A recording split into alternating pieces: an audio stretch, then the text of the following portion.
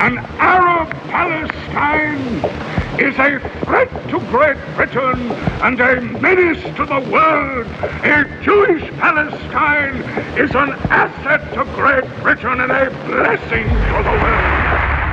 From its inception, Israel began the ethnic cleansing of Palestinians living on the land given to them by the British Crown.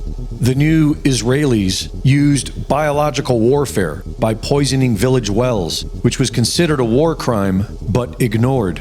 In the early 1970s, Israel supplied weapons and intelligence to aid South Africa's apartheid movement in return for weapons-grade uranium.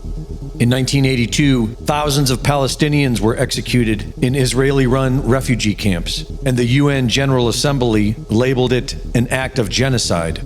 In 1994, Israel supplied weapons to support the Rwanda genocide, which murdered about 800,000 people. In 2006, Israel was accused of war crimes after deploying cluster bombs in civilian areas. Israel supplied weapons and training to South Sudanese forces during their civil war, where war crimes were rampant. Israel sold weapons to Myanmar's military during its 2017 Rohingya genocide. Meanwhile, British imperialism has been infiltrating Persia for over a century. In 1891, the Qajar dynasty sold Persia's entire tobacco industry to Britain for £15,000. In 1902, they sold exclusive oil rights to Britain, who then formed the Anglo-Persian Oil Company. In 1935, when Persia was renamed Iran, the name was changed to the Anglo-Iranian Oil Company. Iranian leadership had all the appearances of being vassals to the British Crown, until 1951, when Iran elected Mohammad Mossadegh as prime minister and voted to nationalize their oil. Time magazine called him the Iranian George Washington and Man of the Year, but the British view was that Iran had just stolen their biggest oil source. They organized an international boycott and began seizing tankers carrying Iranian oil. With the help of Alan Dulles and the CIA, British intelligence ran Operation Ajax. Mohammad Reza Shah was taken into protective custody by British intelligence and received cash from the CIA. After Mossadegh was overthrown in 1953, Mohammad Reza Shah was returned to Iran and put back in power, where he began forming alliances with Israeli businesses and the U.S. military.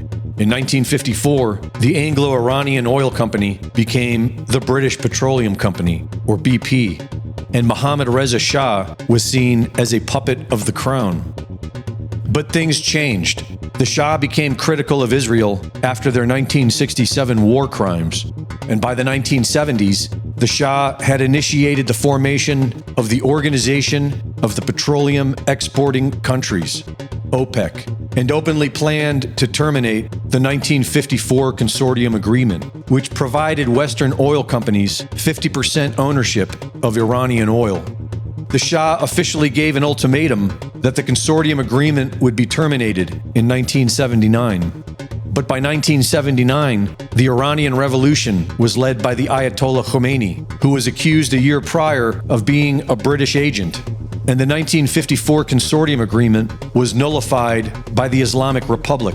This marked the end of Western control over Iran's oil and the beginning of Iran becoming public enemy number one in the West.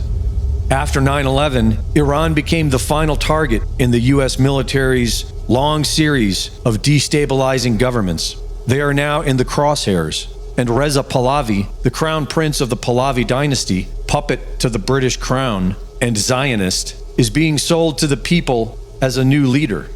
Greg Reese reporting.